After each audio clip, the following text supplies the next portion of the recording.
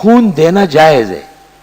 کسی کو ضرورت ہوئی آپ خون دے رہے ہیں. میں نے پہلے بھی بتایا کہ کسی قسم کے انجیکشن سے روزہ نہیں ٹوٹتا ہے. کوئی انجیکشن دنیا میں ایسا نہیں جس سے روزہ ٹوٹتا ہو, سوائے دو کے کہ سر پر رکھا اور سیدھا دماغ میں چلی گئی دوا, اور پیٹ پہ رکھا اور براہ راست معدے کے برتن میں داخل ہو گئی, اس سے روزہ ٹوٹے گا. کیونکہ قاعدہ یہ ہے کہ کھانے پینے کے معروف راستے سے کوئی چیز کھانا, یا مسام بدن کے یہ جو چھوٹے چھوٹے سوراخ اللہ نے جذب کرنے اور پسینے نکالنے کے لیے بنائے, یہ مسام بدن کے رس رس کرنے کے علاوہ براہ راست معدے میں یا دماغ میں دوا پہنچے تو روزہ ٹوٹے گا, ورنہ نہیں ٹوٹے گا. لیکن علماء کہتے ہیں کہ نہیں, روزے میں یہ کام کرنا نہیں ہے, کرنا نہیں ہے یہ کام. روزہ ایک شان ہے, ایک کیفیت اللہ نے نصیب فرمائی. چند دن پہلے, یعنی میں آپ کو بتاؤں, ایک ڈاکٹر معمول کے مطابق آیا, وہ کبھی کبھی خون ٹیسٹ کرتا ہے, تو مجھے کہا کہ طبیعت ٹھیک ہے؟ میں نے کہا بالکل ٹھیک ہے. کہا چھوڑے جی, بس جب ٹھیک ہے تو رہنے دے. میں نے کہا رہنے دے. کہا رمضان کی برکت سے انشاءاللہ آرام رہے گا. مجھے بڑی خوشی ہوئی کہ الحمدللہ کہیں بھی کوئی آدمی بیٹھا ہے لیکن ہے پکا مسلمان, وہ مجھے نصیحت کر رہا ہے کہ حضرت جب کوئی تکلیف ہی نہیں ہے تو چھوڑے کیوں ٹیسٹ کر رہا ہے رمضان شریف. میں نے کہا چھوڑے, ایسے چھوڑے کہ نام ہی نہ لے اس کا. الحمدللہ مجھے خوشی یہ ہوئی کہ ہماری فقہ میں ایک قاعدہ لکھا ہے, سن لے ذرا خوشی کیوں ہوئی. قاعدہ یہ لکھا ہے کہ اگر ڈاکٹر کہے کہ روزہ مت رکھو, بیمار ہو, مسلمان ڈاکٹر ہو, مان لے. آگے لکھتے ہیں کہ مسلمان ڈاکٹر کبھی بھی شریعت کے خلاف نہیں کرتا. تو جب زمانہ آگے بڑھ گیا تو قسم قسم کے مسلمان ڈاکٹر آ گئے. ایسے ڈاکٹر بھی آئے. وہ ایک ڈاکٹر تھا, میں اس کے پاس گیا تو مجھے کہا یہ کب ہوا ہے؟ میں نے کہا شعبان میں. اس نے کہا میں شعبان اور رمضان نہیں جانتا ہوں. میں نے کہا میں جنوری اور فروری پہ لعنت بھیجتا ہوں. میں نے کہا تمہارا کسی سے واسطہ نہیں ہوا ہے. جب 6 مہینے گزر گئے, اس کی بیوی یہاں آئی. یہ بعض لوگوں کی عورت بڑی غیرتی اور باحیا ہے. اس نے کہا اس ادارے کا جو مولانا ہے وہ کہاں ہے؟ میں سامنے بیٹھا, میں خیریت. اس نے کہا میں معافی چاہتی ہوں, میں ایک عورت ذات ہو کر آپ کے پاس آئی ہوں, آپ کو تنگ کرنے آئی ہوں. آپ تو پرہیز کرتے ہیں لیکن میرے درد دل سن لے. وہ ڈاکٹر صاحب نے آپ کی بے ادبی کی تھی, وہ پاگل ہو گیا ہے اور اس کو زنجیروں سے باندھا ہے ہم نے, جسم کھا رہا ہے اپنا. تو آپ کوئی وظیفہ دے دے, کوئی دعا دے دے. میں نے کہا ہم تو حاضر ہیں, ہم تو کسی ایک دشمن کے بھی برے دن پر راضی نہیں, ہم کہتے ہیں ہدایت نصیب ہو جائے. مجھے یاد نہیں تھا.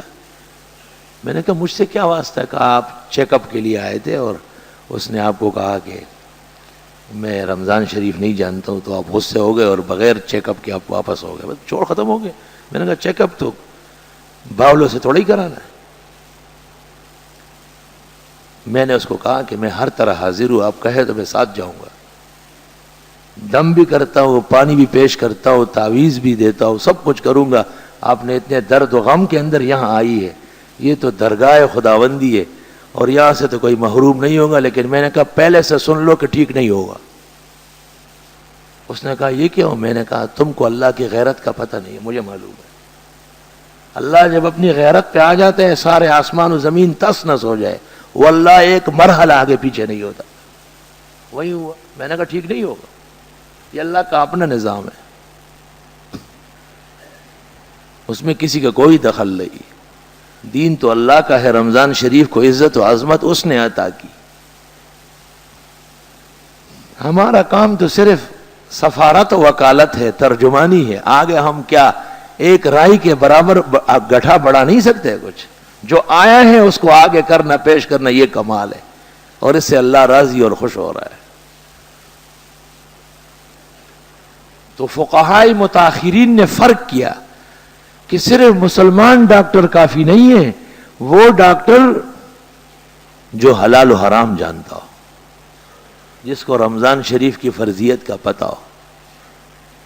چنانچہ گلشن کے بڑے بڑے ڈاکٹر اور کلینک والے جب کسی بیمار کو کہتے ہیں کہ روزہ مت رکھو تو ساتھ یہ کہتے ہیں کہ مولانا صاحب سے دریافت بھی کر لے, مسئلہ پوچھ لو,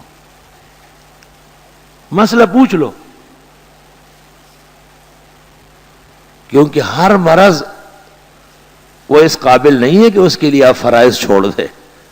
بیماری تو شرعاً ایسی ہو کہ اگر روزہ رکھا جائے تو جان خطرے میں پڑ سکتی ہے تو روزہ افطار کر لو.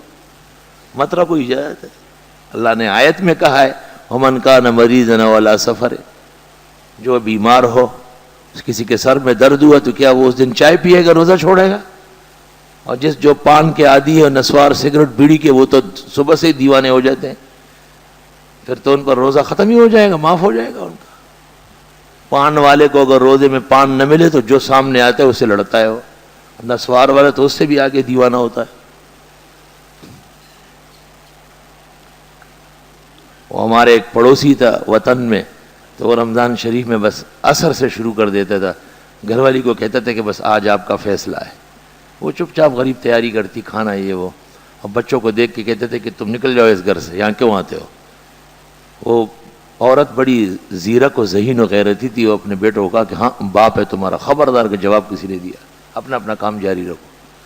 اس کے بعد جب افطار ہوا اور اس کے بعد وہ تمام چیزیں ویزیں اس نے کھا لی، تو وہ خاتون پوچھتی تھی کہ اب بتاؤ میں کہاں جاؤں؟ تو کہتا ہے مجھے کیا معلوم ہے، میں نے کب کہا ہے؟ بیٹے نے کہا مجھے آپ نے کہا کہ خبردار. نہیں مجھے تو یاد نہیں، بالکل نشے کی سی کیفیت.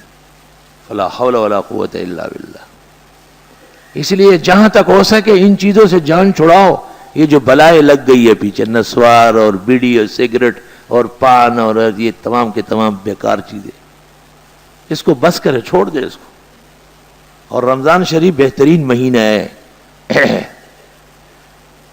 اس کے چھوڑنے کا مشق ہو جاتی. ان کو زیادہ اجر مل رہا ہے، پان خوروں کو، نسوار خوروں کو اور سگریٹ اور بیڑی والوں کو زیادہ ثواب ملتا ہے. آپ کا اور ہمارا ایک روزہ ہے، ان کے 4-5 روزے ایک دن میں اٹھے. ہر گھڑی خیال آتا ہے کہ یار کیا کیا جائے.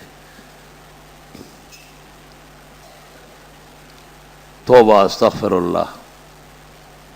چنانچہ ایک شخص پیدا ہوا ہے کوہستان میں، اس نے ایسے لوگوں کو خوش کرنے کے لیے غلط فتویٰ لکھا ہے کہ یہ چکھ سکتے ہو پھر تھوکو.